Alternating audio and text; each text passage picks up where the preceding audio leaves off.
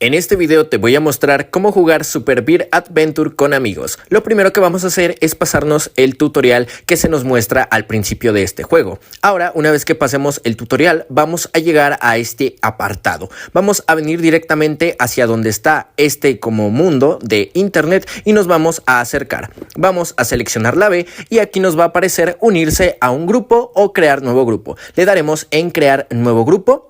Ahora nos va a aparecer este código. Este código lo vamos a copiar y se lo vamos a pasar a nuestro amigo. Una vez que le pasemos ese código a nuestro amigo le va a dar en unirse a un grupo. Aquí nuestro amigo va a agregar el código que le acabamos de pasar, le da en OK y ya estaríamos jugando en multijugador con nuestro amigo. Si te funcionó este video me puedes dejar un like y sobre todo suscribirte. Mi nombre es Anxiety77X Tutoriales y nos vemos hasta un próximo video.